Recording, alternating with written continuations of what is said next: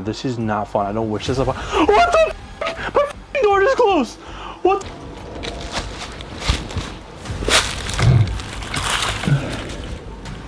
What the hell? Around after doing that and goes back after her and then wanders off into the distance. Get the fuck out of here.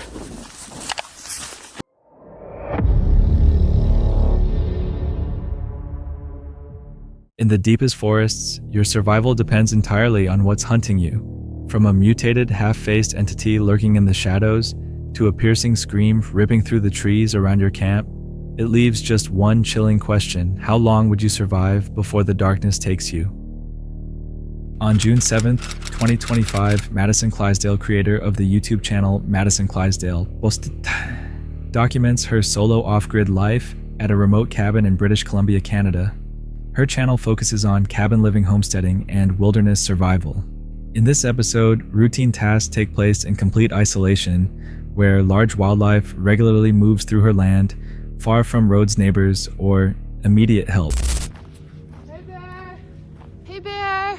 There were 3 black bears and a bobcat when I checked the cameras about a week ago. I think they go up into the mountain, then they come back down, walk through my path that's up here. I have to keep Kiro really close because I haven't seen any grizzlies yet, but if there's any cubs, they could charge at Kiro. This is the trail cam that's kind of in the middle of this path. This is a path that kind of cuts across up the mountain a bit, and it goes both ways.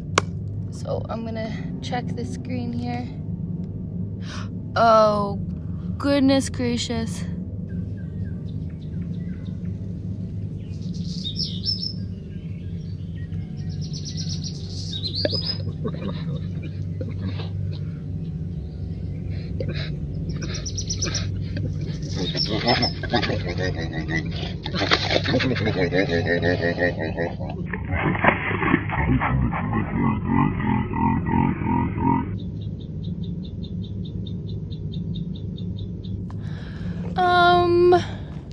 That was right there, just a day ago. One took a bite out of my solar panel. It still functions fine, it seems. This solar panel is probably not gonna work anymore. I knew there were bears, but these are 2 together. They're most likely a mating pair. So if this is the middle section, I also have a trail cam down at the other end of my property, and then I have one down this way.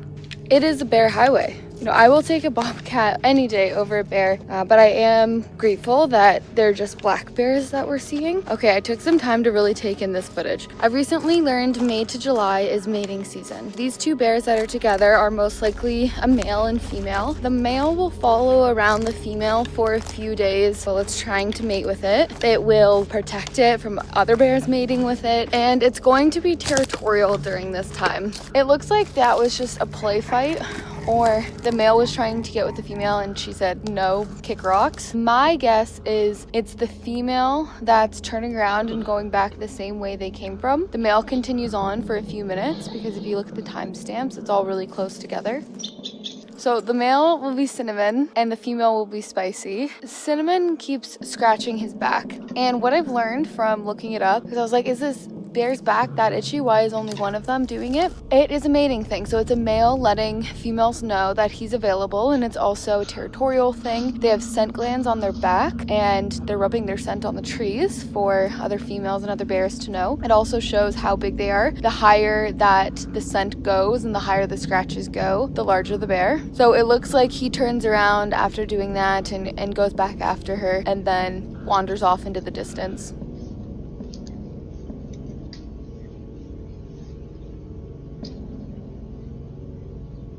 The next day, there's another black bear, and I know this one's different because it's not as red as the other 2. Those are the first 2 cinnamon type bears I've seen. I'm guessing this is also a male because he's rubbing his back on trees. He's doing the same thing. I kind of want to name this one Sid because of his nose. It's honestly really cute, and I am learning so much from seeing this footage.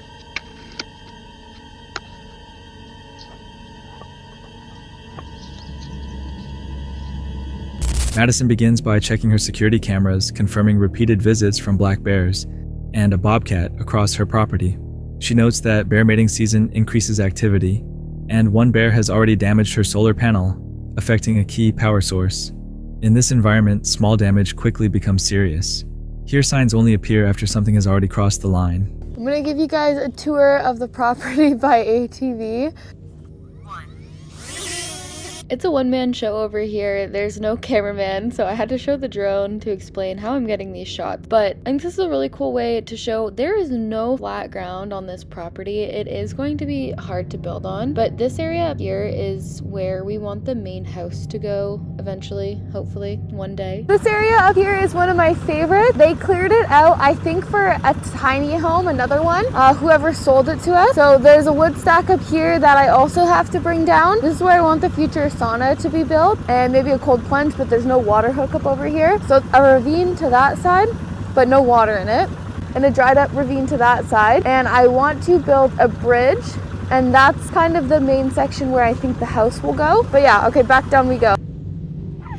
One of the reasons Parker and I built a woodshed right away is because there is piles of wood all over the property from trees that have fallen or have been cut down. And when they're just stacked underneath the trees, because it's an interior rainforest, they rot. It's really good wood now, but if it sits out here for over a year, it's gonna be rotten and no good anymore. So we have to transport this wood.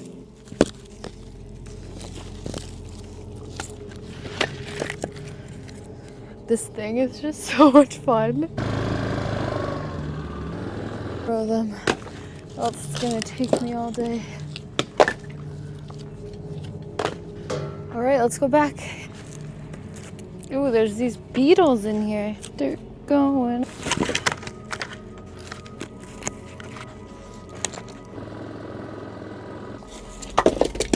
This is the door I could not carry by myself in the last video. Oh.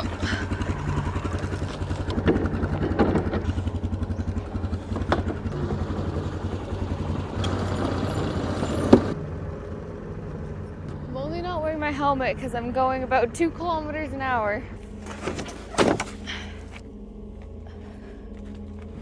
That's my store wood pile. In the winter, I'll cover it with a tarp. A lot of people watching this are thinking, oh my gosh, I want to live that lifestyle, but it is work every single day. Work on top of your actual work.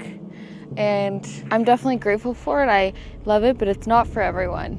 She then works around the land using an older Yamaha Kodiak ATV to haul firewood before seasonal rain arrives. Drone shots show steep, uneven terrain, highlighting how hard access is. Madison continues preparing supplies by hand, knowing outside help is limited and delays have consequences. Out here, preparation is the only buffer against isolation. Later, Madison hikes into the Kootenay Mountains with her dog, Kuro. Melting snow makes the ground unstable, with frequent post-holing slowing her down. She shares survival advice about firmer shaded snow and warns against red-tinted melting snow. Oh. This tree is buried in the snow, so if I release it... Oh, it's really buried. Okay, it's too buried. I'll just go around. Just a gorgeous day. You can see all the snow on the mountain still. We're switchbacking, headed up over there. We're one of the first on the trail this year, it looks like, and there's definitely some fall down from the winter. There's no other footprints in the snow besides Kiro's. Beautiful, beautiful day. Haven't seen any bear scat on the actual trail yet, so that's great. Just got myself on an island here. Post hold, my leg went all the way under. I'm gonna try and get back without hurting myself. Should I try and walk on this or should I go back down? These trees are buried, which means the snow is deep here. I thought this was the trail. Okay. You are as light as water. Oh. Okay, ow. Oh, I gotta get back down there. I'm not as light as water. Oh, it's cold. Whew, that burns the leg. How do I get across this? Okay, it's not as deep here. Oh, ow! Ow! My ankle. Oh, ow, it's stuck. Okay, camera didn't capture it, but that rock, I basically slid and my foot went underneath the rock. This is just the side of a mountain, pretty steep. So that's the trail. This is a hill, but this whole trail is covered in snow. I can't go that way, it's too bushwhacky. It's midday, so all this snow is melting and I don't understand where the trail is. Well, we're almost at the lake, so I think I gotta just go for it. This is the kind of weather that someone can get lost in pretty easily. So it's all snow here, and if someone's thinking that they can follow their footsteps back, by the time you start heading back, even if it's like 15 minutes later, the sun could have melted your footprints and it'll be impossible to retrace your steps. We gotta hop this creek. Kiro, be careful. Be careful, honey. That looks like a trail. Oh! Wow, what a jump!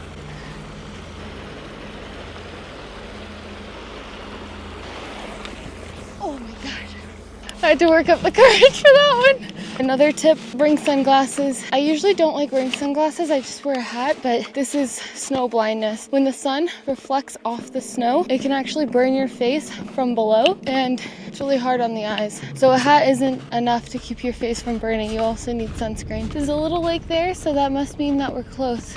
Hey bear! Hey bear! Oh yeah, it's covered in snow. We made it. Wow. Wow, I'm so happy to be here. Whenever you approach a lake like this, it could be a moose drinking water or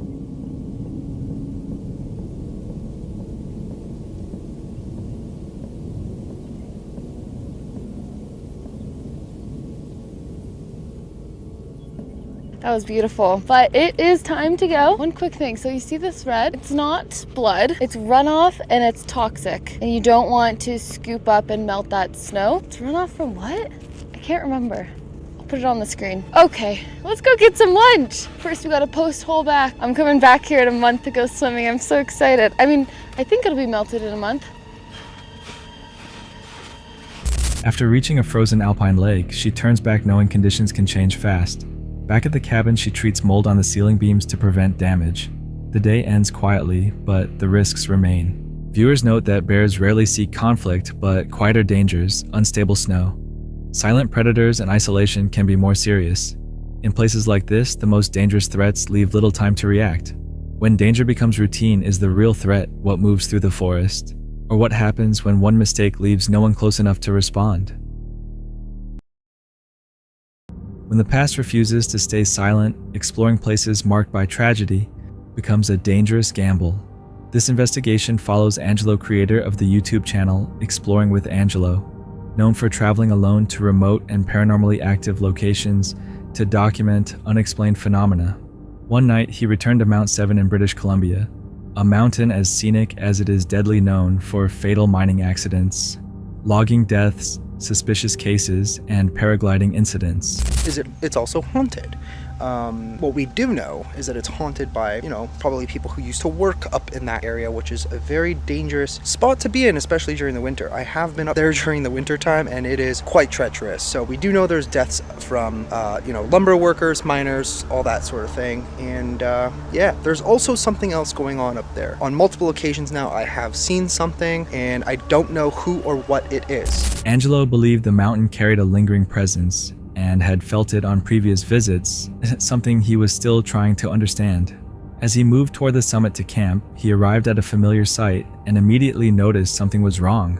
The large metal fire pit that had always been fixed in place was completely missing. It smells so good up here. So I don't know if I'm tripping out or something, but I swear the fire pit is missing. What? So the spot is empty and there's no one here, which is good. That means we might be able to camp up here again. I am obviously going to go to the top because you have to. If you come up here, you literally have to go all the way to the top, but kind of confused. Where did it? Yeah, it's literally missing. Unless I'm tripping or somebody moved it somewhere. There is legit no fire pit anymore. That doesn't make sense. Okay. Yeah, wasn't it like literally right there? Either someone stole it. I would not be surprised if that was the case. Yeah, that's weird. Odd. So yeah, there used to be like a building over here, which is gone now. I don't know why. Unable to locate it anywhere, he began to wonder whether it had been stolen or if something stranger was already in motion. As night settled in and tension grew, two heavy, deliberate knocks echoed from deep in the woods, too controlled to feel natural. Armed with bear spray, Angelo stepped into the pitch-black forest, where his flashlight revealed the missing fire pit had been moved dozens of feet and placed among the trees. When he returned to camp, a sudden crash forced him back where he found his heavy table and tripod overturned with violent force despite no one being nearby and no clear explanation.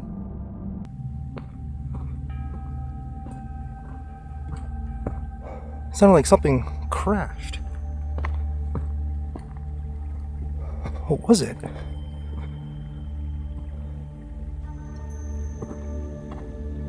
I don't see anything.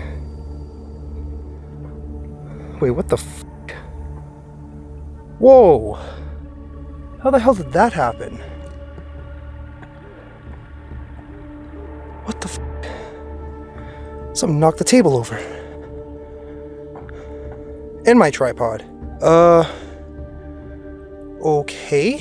Deciding to move, Angelo drove farther down the mountain and later confirmed through GPS that he had unknowingly stopped at the exact location where 2 bodies had once been discovered inside a car under suspicious circumstances. While exploring a narrow, crumbling road nearby, the situation escalated when a sharp scream cut through the forest, followed shortly by another scream coming from a different direction. Holy crap, what the f?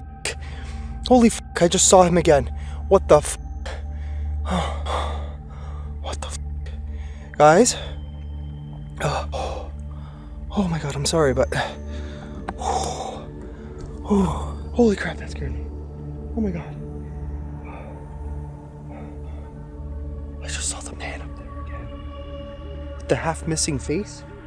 What the... What are you? He then encountered the same entity he had seen before, a human-like figure with half of its face missing, appearing briefly in the darkness before vanishing. Panicked, Angelo ran back to his car only to notice 2 fresh handprints pressed into the hood, as if something had leaned on it while he was away. While skeptics may attribute the events to isolation, fear, or environmental noise, the increasing disturbances, physical impacts, and repeated sightings suggest something far more active is present. It leaves one final question: was Mount 7 simply echoing its tragic history, or was something still there waiting for the next person to arrive? Some forests seem deserted until you realize something is already waiting inside. For Angelo, it began with a black van, unusual noises, and a series of items that felt far too personal to ignore. On November 3rd, 2023, YouTuber Angelo from Exploring with Angelo returned to a large forest in Canada to begin filming a new Randonautica series. He had explored the location before, but this visit felt different from the start. Near the entrance, a black van sat idling at the trailhead, creating an uneasy atmosphere before he had even entered the woods. As daylight started to fade, Angelo moved farther into the thick brush. Soon, strange rhythmic sounds began carrying through the trees behind him. They did not resemble typical wildlife noises.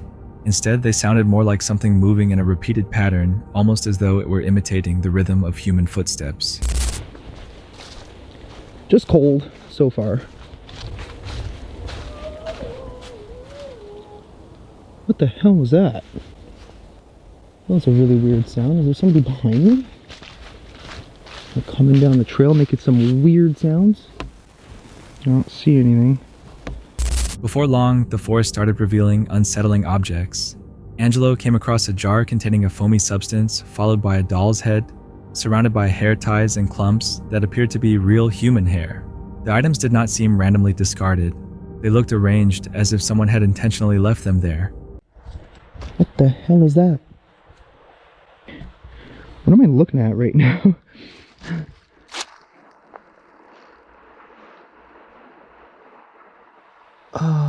Looks like you? Dude, there's like hair or the head or something attached to it. Or maybe not. But there's no head. Okay, that's really creepy. The situation became even stranger near a creek. Angelo found a 4x6 photograph along with a letter. According to the writing, a person named Jack had interfered with something and had ultimately paid the price for it.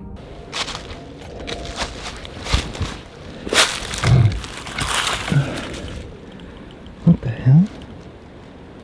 Who the hell are these people? Okay, that's creepy. I don't like finding photos of people in the forest. Main stays 4x6 inch.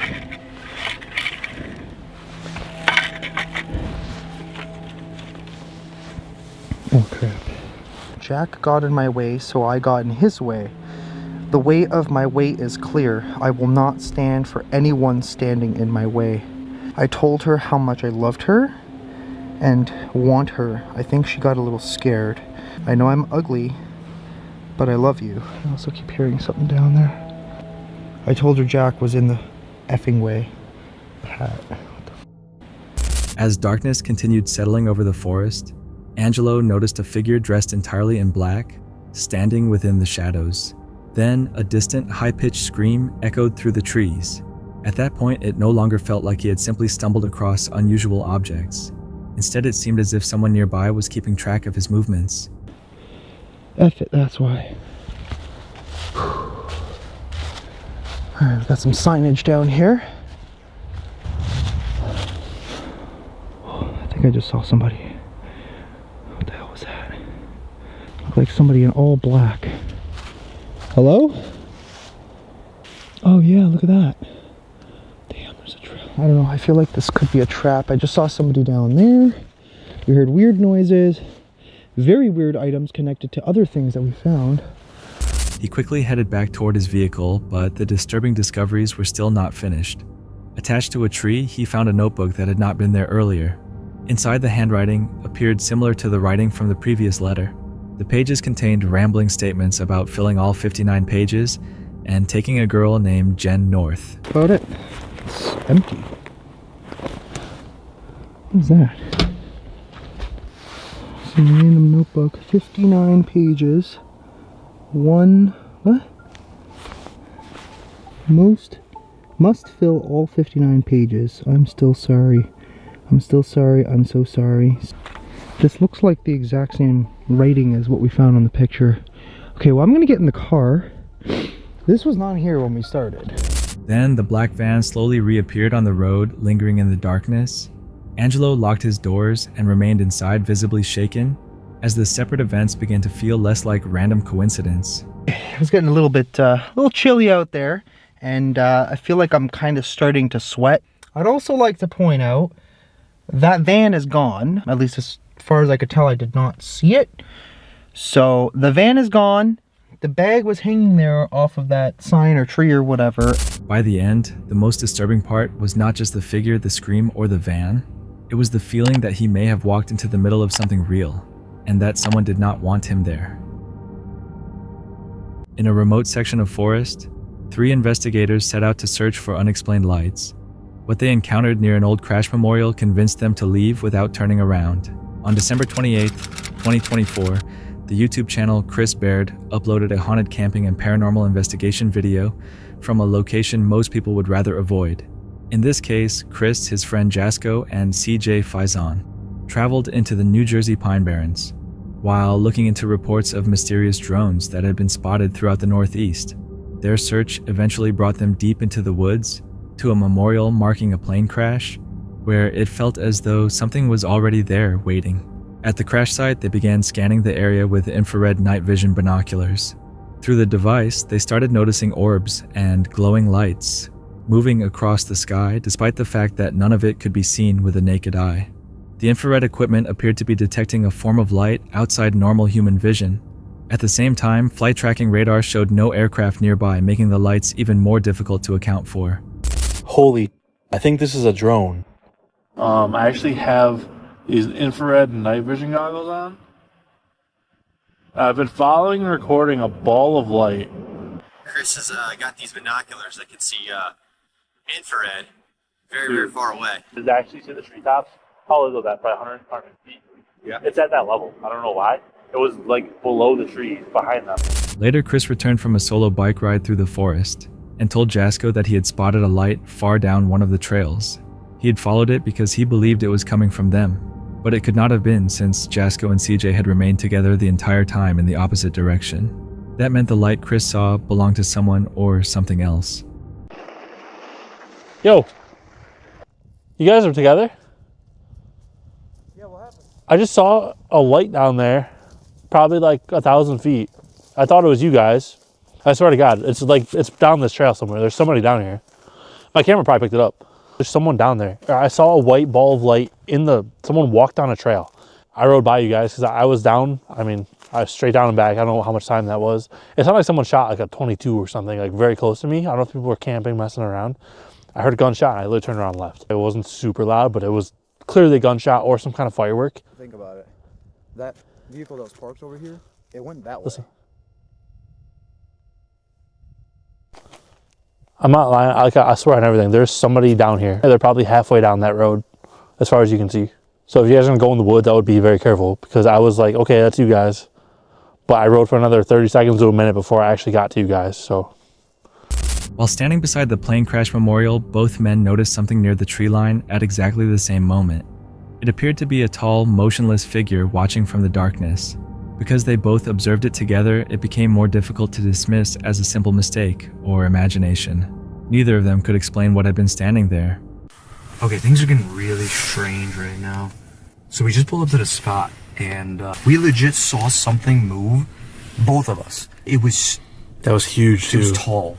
Like, I'm saying 2 feet. I'm not talking no deer. No, it was massive. I don't know what that could have been. Okay, so I'm probably going to butcher it, but I know that it has something to do with a plane crashing. We can go check the memorial thing out really quick and read it again. Okay. Oh, another car. What the hell? Then while investigating at the memorial in complete darkness, the spirit talker generated a warning. They continued using the spirit box, but moments later, something suddenly rushed out of the darkness directly toward them. Both men immediately ran back to the truck without stopping. After getting inside the vehicle, the spirit box produced another message, the final moment. It almost felt as if whatever happened there had been anticipated before it occurred. I'm okay. So we'd look in the truck for warmth. Yeah, I'm done. I don't really know what's next. Run! Go!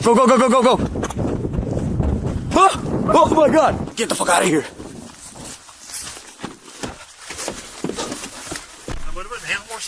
What the fuck was that? The final moments. Yeah, I want that shit. What the fuck is going on? You know what's the funniest part? The first moment, it said run. Our final moment was us running. Just my knee. It hurts so bad. You alright? Yeah, I'm okay. What the fuck was that, bro? Oh, there we go. The map doesn't even know where the hell we are. There's no clue. Dude, the service out here is so horrendous. It truly makes you wonder, too, like, if anything did happen to us at one point so deep in this forest, right? Infrared and night vision equipment can make situations feel even stranger because they reveal things that human eyes cannot easily detect. In some cases, they capture distant lights, reflections, insects, or movement that would otherwise remain hidden in darkness. But when those lights appear in an area where radar shows nothing nearby, it becomes far more difficult to determine what is actually being recorded. By the end, the unexplained lights, the figure near the tree line, and the warning from the spirit talker all seemed connected. Perhaps each event had an ordinary explanation on its own. But when all of them occur in the same location at the same memorial, one question becomes much harder to ignore: what exactly were they being warned to run from? Would you sleep in a cabin after something screamed behind you in the woods? They tried, but once the noises started inside the cabin, leaving felt like the only option. Jasko Vlogs follows Jasko on camping trips and paranormal investigations. On March the 6th of 2025, Jasko and his friend Chris rented a cabin deep inside a haunted forest, after spending hours searching for an abandoned house tied to satanic rituals. They thought the forest would be the most frightening part of the night. They did not expect the cabin itself to become worse. My friend Chris and I traveled deep within this forest to search for this abandoned house. Rumor says that this house was the site of several satanic rituals and blood offerings. So we actually got ourselves a cabin within this haunted forest to stay the night in. It wasn't a calm or quiet night. It seems that maybe something may have followed us from the forest to this cabin. We encountered things such as things moving or being knocked over, doors closing, and even at certain points we heard voices from what sounded like within the cabin. I genuinely don't know what was scarier, the cabin or the forest, but regardless, you're going to see it all right here. Jasko was alone in the forest when he heard a scream and a whistle behind him. Then the sound got louder. It felt like something was rushing straight toward him through the snow. He stepped back and called out for Chris. When Jasko reached Chris, he was visibly shaken. Oh shit, hold on. What was that? Whoa, that was a whistle. Hello? Whoa! Okay, I know you guys just heard that. I almost feel like I want to say something. Indecipherable. Chris? Is that you? Whoa! That's a scream. That's a whistle. What? What the? Oh, what the? Yo. Oh, shit. Oh my god. He said it sounded like something had charged directly at him. Yo, my god. What's up? Holy you good? What's up? What happened? Damn. You okay? Dog, on everything I love. You didn't hear the scream? No. Holy shit, the scream? And it's not like someone just started charging at me. What is this thing even saying right now? Evil Dead, it just said. Oh god. Oh my god. Wow. Okay, let's not split up anymore. There it is. Paranormal, yeah, I agree. Okay, we're not gonna split up anymore. That was a bad idea. Back at the cabin, Jasko tried to provoke whatever was there to respond. Then, a heavy thud came from another part of the cabin, loud enough for both of them to react immediately. I feel like you could do a little bit better than this, Raymond. Can you? Oh my! What the fuck is that? Let's put the door up. Cabins can make nighttime sounds feel much bigger than they really are. Wood expands shifts and carries vibration through walls and floors. But when a loud crash comes from an empty room at the exact wrong moment, it becomes hard to ignore. Both of them turned and looked at each other. A chair had fallen in another room. No one had been inside that room. Oh shit! Chris, Oh my god. the chair! Bro. Okay. Insane. That's a heavy chair to... That was definitely that. I think Raymond is mad at you. You might have to like make amends. Yeah. Go ahead and do that. Hello? Later, Jasko said Bloody Mary twice. Before he could say it a third time, his flashlight was knocked off the table on its own. I'm gonna try a good old Bloody Mary. You know what that is? Alright, well here's how we're gonna play. I'm gonna say Bloody Mary 3 times and you're gonna appear in this mirror in front of me, alright? Alright, let's do it. You ready? Yeah? Okay. Bloody Mary. Bloody Mary. What the bro? I'm so sorry. Then something crashed on the other side of the cabin in a completely different room. The sound echoed through the entire place. Jasko was across the room, and Chris was still where Jasko could see him. Neither of them was near either object. Holy shit. Bro, did you hear that fucking thud over there? From the other side of the house? Like, doom. I was looking at that. Holy shit. Why are you here? Why are you in this cabin? Because. Are you okay? It just like fell off? They just got thrown off.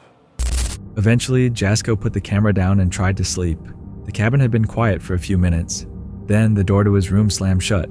He sat up immediately, scrambling in the dark, and trying to understand whether the door had opened or closed. He grabbed the camera, hoping it had recorded what happened, because the sound was loud enough to wake the whole cabin. Oh shit! Oh my god! Oh my... The door! The f***ing door! Yo! What was that? Bro, what just happened? The f***ing door just... Oh my god! I really hope that fucking camera's recording right now. What the... So loud. Holy shit.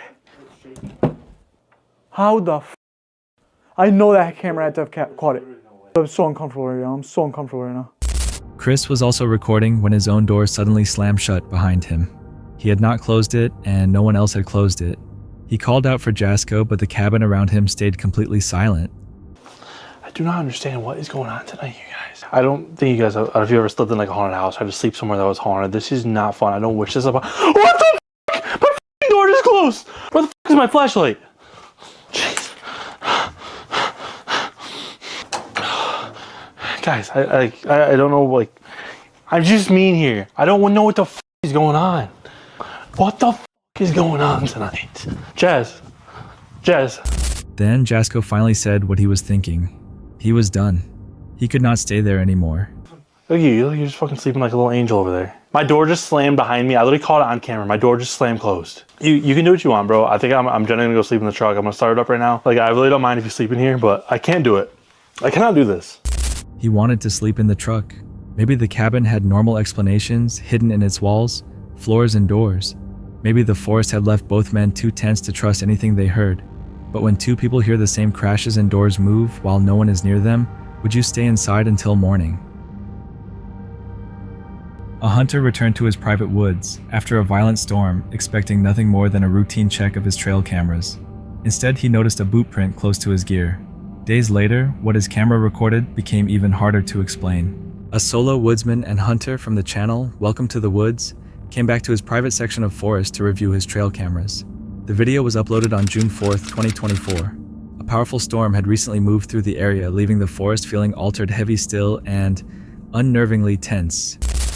Hello everybody, I'd like to welcome you back to the woods once again. Right, believe me, I have not neglected coming in here. I've been in here quite frequently. I did bivvy bag the other side of the woodland. Took the cameras with me, but nothing really happened, and I didn't really use it as a bushcraft sort of experience. It was more of a camp out and see what happens, and nothing really happened. We've had one hell of a storm come in here the last couple of days, so I'm just coming in to check the cameras, make sure they're all still okay. We've got no big trees down. He had been bivvy camping in these woods many times before, but something about the atmosphere felt different. The storm was gone, yet an unnatural silence lingered between the wet, dense trees. Then he stopped abruptly. A large boot print, noticeably bigger than his own, was pressed deep into the mud right beside his survival equipment. In that moment, he realized he might not be the only person moving through these private trails. I have found some really bizarre tracks today. This boot print doesn't match my boot print. It is very strange and it's quite big. So it's definitely a man or someone that wears a very, very big shoe. I'll just spin you around to show you it. Look at that. That's massive. After heavy rainfall, soft ground can preserve footprints with striking detail. It makes tracks easier to see, but also much harder to ignore. In an otherwise quiet forest, a single fresh print next to your gear can immediately change how safe everything feels. Wanting answers, he mounted a live CCTV camera onto a nearby tree. His hand shook slightly as he tightened the straps. Even while working, he couldn't shake the feeling that something hidden in the thick brush was quietly watching him. On a later trip, and I do feel really, really jittery today. I've come in here a few times since, obviously, checked on the cabin ruin, and I've bought some pilings in for my new cabin, sledgehammered in the ground and packed out, and then a frame built on top of that. But obviously that's some distance away from the spot we're at now. So what I'll do is I'll put this camera up and I'll just quickly show you towards the end. I'm probably going to give it a little while before I camp in here. I'm going to see what this camera produces on live footage. So we are live.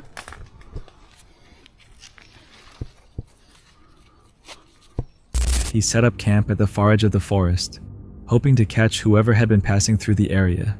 After a successful hunt, a strange burning and tingling sensation spread across his face, leaving him with a strong feeling of being physically exposed in the dark. My face is sort of stinging after rubbing off all that camo cream. I've got these new white and I don't think it's agreed with me. It doesn't look red. I can feel like pins and needles, like a burning, like almost like an acidic sort of stinging nettle sort of feel. It's awful at the minute.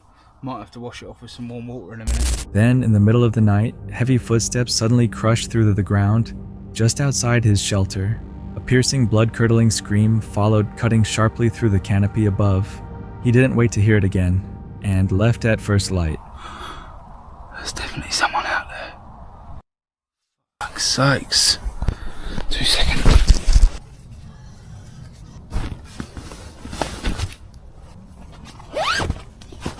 Hello?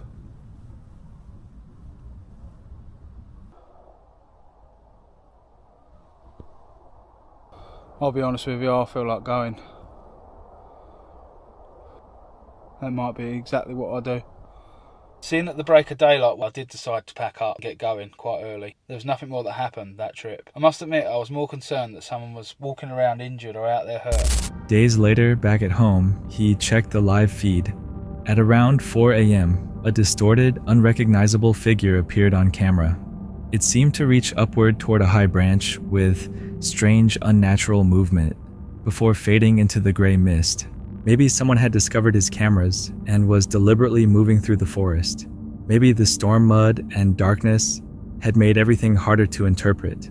But when a private forest shows footprints, screams, and a strange figure on camera, would you go back there alone? That's it for tonight. Which moment creep? Drop it in the comments. Have your own story, share it with us, and stay tuned. The next one is even darker.